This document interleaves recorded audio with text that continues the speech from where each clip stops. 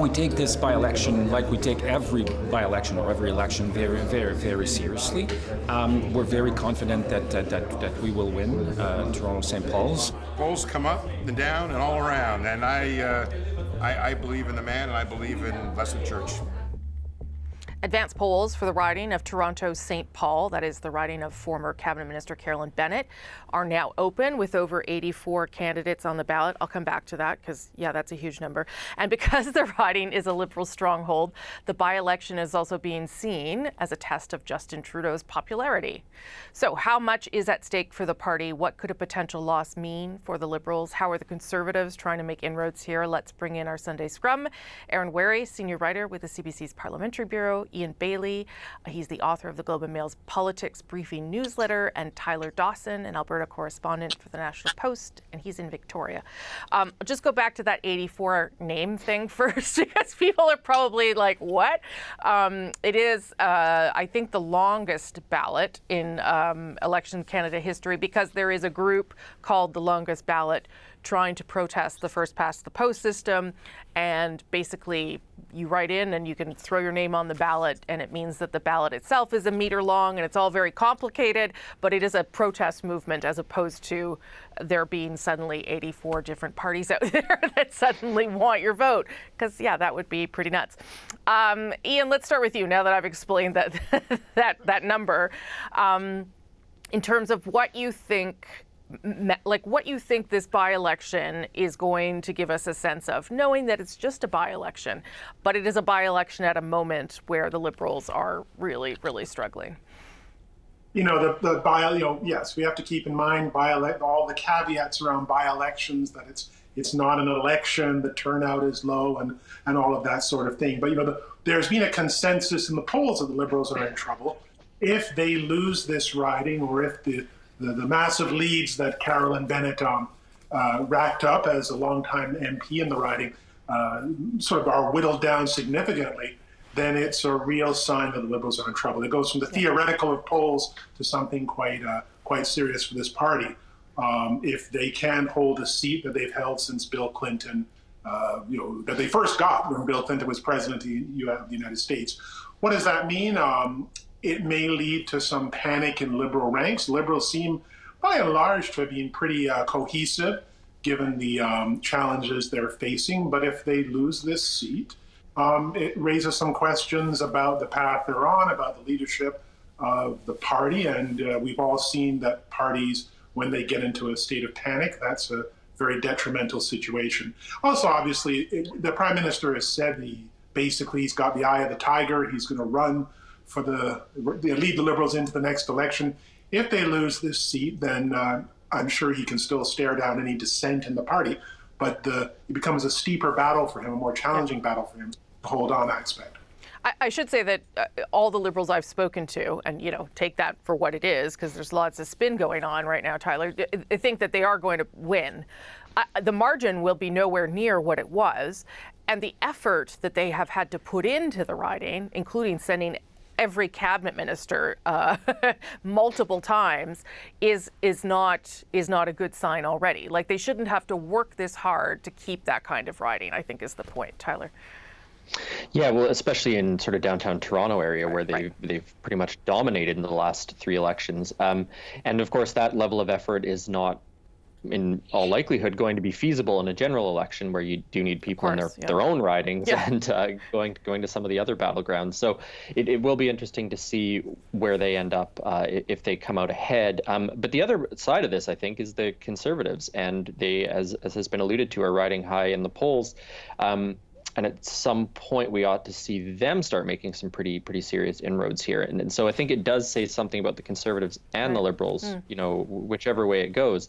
If the Liberals lose a stronghold, that says something about them. If the Conservatives, as high as they are in the polls, with all the trouble the Liberals are in, can't win that seat, I think that says something about the Conservative chances in the next election in the sort of GTA as well. Aaron, I know that you, like me, we hate looking at by-elections and saying, oh, this is everything's going to fall apart after this. But there are high stakes here, I think, and in part because the Prime Minister does have to show that if he's going to lead the party into the next election, he can actually still win things.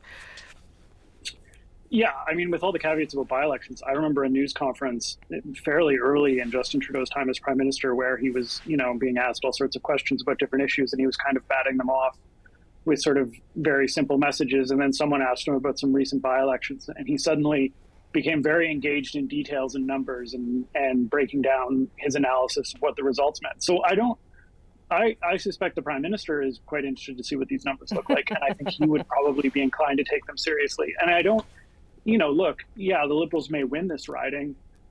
That margin, though, is going to matter. If it's 20 or 30 points, then, then you can maybe look at that. The Liberals can maybe look at that and say, the polls aren't necessarily capturing everything that's happening on the ground. If it's, 10 points or under, if it's at all close, if they lose this riding by some chance, the knives have the potential to come out. The one thing that has kept Trudeau, I think, relatively somewhat comfortable in the leadership position right now is that there really hasn't been an organized push or a lot of voices coming out and saying it's time for a change. And if the riding, if they don't do well in Toronto St. Paul's, if the numbers don't look great, I would wonder whether more voices start to come out and say, okay, now we need to do something. If people start, if people see that the result in Toronto St. Paul's is close, and they start extrapolating that number for other ridings, and they start trying to figure out what the entire electoral map would look like based on that riding,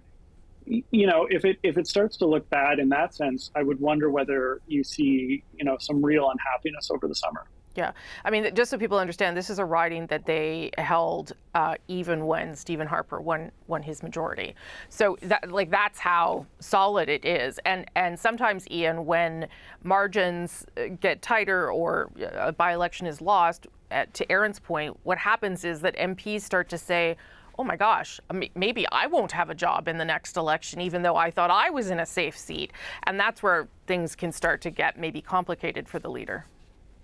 No, exactly. I mean, off the top of my head, I wonder, if they lose Toronto St. Paul's or the margins are really tight, what happens to a riding like Vancouver Centre, for example, or other ridings elsewhere in the country that have been reliably Liberal. If the Conservatives win this one, then it shows that they're on the right track, and I would assume they have learned from this campaign some lessons about running in Toronto and sort of appealing to voters in that all-important part of the country. So this has probably been an effective lesson for them, and if they win, then they've got some really strong lessons to take forward in Toronto and perhaps in other urban centres in the country, like Vancouver, like obviously perhaps Montreal and elsewhere. This comes too as there was an Abacus poll out just today that shows that the Conservatives maintain, this is obviously just one poll, but they maintain their 20-point lead ahead of the Liberals, Tyler, and the places where the biggest lead is Ontario and British Columbia. So this, to your point, yes, it puts the Conservatives to a test here, but I don't think any Conservatives, certainly none I talk to, anticipate winning this riding either.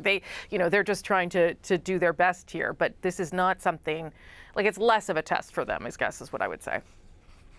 Yeah, I think that's probably true. Although I do think, as Ian sort of alluded to, it is a bit of a test of what their strategy is going to be in some of these urban ridings. I think the Conservative strategy in rural Alberta or Calgary or Saskatchewan is pretty sort of baked in, and they don't need to worry too much about that.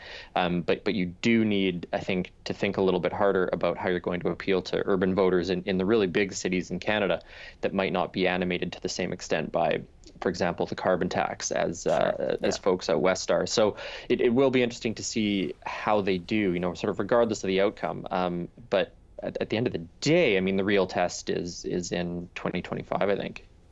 Last word to you, Aaron, on sort of what we should watch for then in terms of what this is going to forecast for us.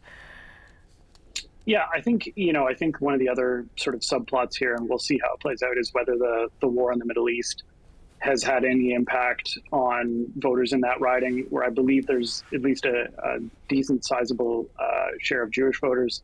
It looks like there's some signs that the Conservatives are trying to push that issue to split votes off from the Liberals. Early on in this parliament, the Liberals tended to overperform their polls in by-elections, which again was something they could point to and say, look, yeah, the polls are bleak for us, but when it comes down to people voting, they're still coming out for us. And I think this is another check on whether that's actually still true. Okay. And, Yeah. look, anytime a longtime incumbent steps away, there's bound to be some impact, but you would still expect the Liberals to win this riding very comfortably. And if they can't win this riding comfortably, as I said earlier, the question will be, what does that mean for every other riding in the country?